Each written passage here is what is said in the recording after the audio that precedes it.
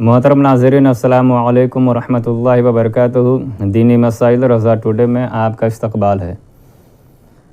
آج کا سوال ہے کہ حضور صلی اللہ تعالیٰ علیہ وسلم کو کتنی معراجیں ہوئی اور معراج میں کیسے تشریف لے گئے؟ حدیث پاک اور قرآن مجید کے فرمودات سے عقائد عالم صلی اللہ علیہ وسلم کی 30 مرتبہ معراج ثابت ہے، جن میں 29 معراج منامی یعنی کہ خواب کی ہے اور ایک معراج جسمانی ہے۔ قرآن میں صرف معراج جسمانی کا ذکر ہے، جو مسجد حرام سے شروع ہوئی اور مسجد اقصیٰ پر لامکاں تک ہوئی۔ پہلی معراج مسجد اقصیٰ تک، پھر مسجد اقصیٰ سے لامکاں تک ہوئی۔ احادیث میں منامی اور جسمانی دونوں معراجوں کا ذکر ہے، مگر تذکرہ میں اس طرح فرق ہے کہ منامی معراج خانہ کعبہ سے شروع ہو کر آسمان پر، اس میں بیت المقدس کا ذکر نہیں۔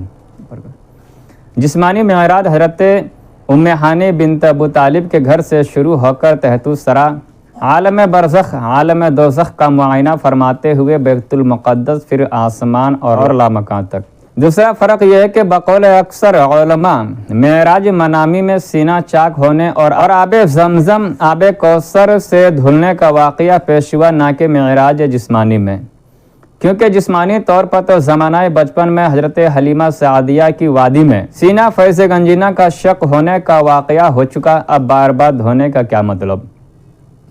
تیسرا فرق یہ کہ معراج منامی میں براق یا رفرف نہیں، بلکہ حضرت جبرائیل علیہ السلام نے ہاتھ پکڑا اور آسمانوں پر تشریف لے گئے۔ معراج جسمانی میں اولاً براق پر سواری ہوئی سدرہ تک، پھر رفرف پر سواری ہوئی عرش تک، پھر عرش سے لامکاں تک پیدل حاضری ہوئی۔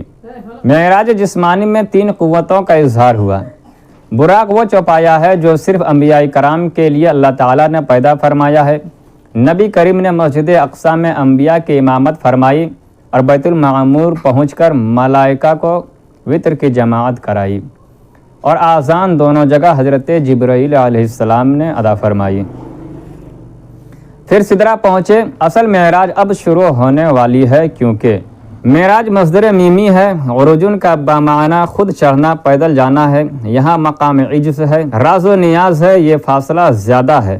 صوفیاء کرام فرماتے ہیں، صاحب اسرار فرماتے ہیں کہ عرش سے مقام دنا تک 70,000 پردے پیارے آقا نے طے فرمائی، اور ہر پردے کا فاصلہ آسمان اور زمین کے برابر تھا۔